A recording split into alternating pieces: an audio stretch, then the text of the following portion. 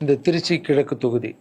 So நிறைய பேர் இடத்துல பார்த்தீங்கன்னா திருச்சி தொகுதியில் லாரன்ஸ் மாஸ்டர் நிற்கிறாரு. நிறைய பேர் அண்ணா நீங்கள் வாங்கண்ணா, நீங்கள் வந்தால் நாங்கள் ஓட் போடுறோண்ணா, வெல்கம்ண்ணா இதெல்லாம் சொல்கிறீங்க. நான் ஷூட்டிங் போகிற இடத்துல நான் ஏதாவது ஆஃபீஸ் போனால் கூட வாங்க எம்எல்ஏ சார் திருச்சி தொகுதியில் நிற்கிறீங்களா, எல்லாரும் சந்தோஷமாக கூப்பிட்டீங்க, அன்பாக கூப்பிட்டீங்க. உங்கள் அன்புக்கு எல்லாருக்கும் நன்றி.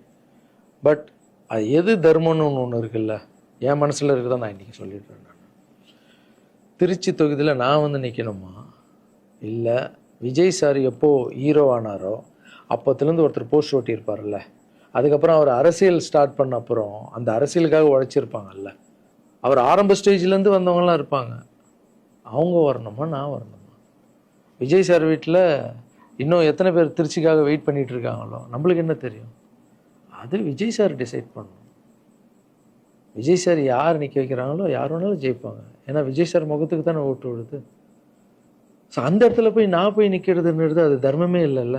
யாரோ ஒருத்தர் விதை போடுவாங்க, அங்கே செடி முளைக்கும், அதுக்கு வேலி கட்டுவாங்க, அதை பாதுகாப்பாங்க. ஒரு மரம் ஒன்று வரும், அந்த மரத்தில் ஒரு பழம் வரும், அந்த பழத்தை நான் எடுத்து சாப்பிட்ணுமா, விதை போட்டவங்க சாப்பிட்ணுமா? ஒரு வேளை நம்ம போய் சேரணும்னா எப்படி நம்ம சேரணும்? ஃபஸ்ட்டு உறுப்பினராக போய் சேரணும். உறுப்பினராக சேர்ந்து அந்த கட்சிக்காக 3 வருஷம் உழைக்கணும், 4 வருஷம் உழைக்கணும். கட்சியுடைய எல்லா நலத்திட்டங்களையும் எடுத்துன்னு போய் வெளியே சொல்லணும். கடமை செய் பலனை எதிர்பார்க்காதன்றது தான் என்னுடைய கோட்டை.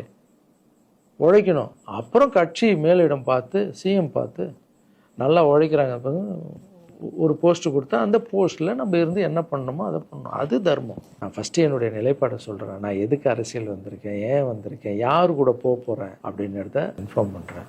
ஒரே ஒரு விஷயம் அவர்கிட்ட ஹெல்ப் கேட்க போகிறேன், எனக்காக இல்லை.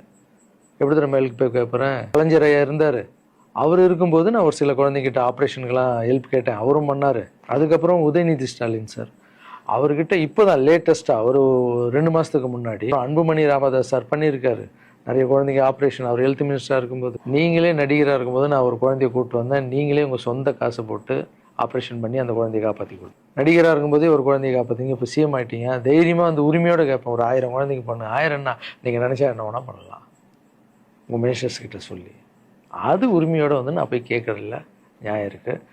அது சிஎம் பண்ணும்போது அதை வெளியே வந்து சிஎம் எனக்காக என் நண்பர் வந்து இத்தனை ஆப்ரேஷன் பண்ணார், இத்தனை குழந்தைங்க இந்த ஹெல்ப் பண்ணாருன்னு அப்போ பெருமையாக சொல்லிக்கலாம் நம்ம. அது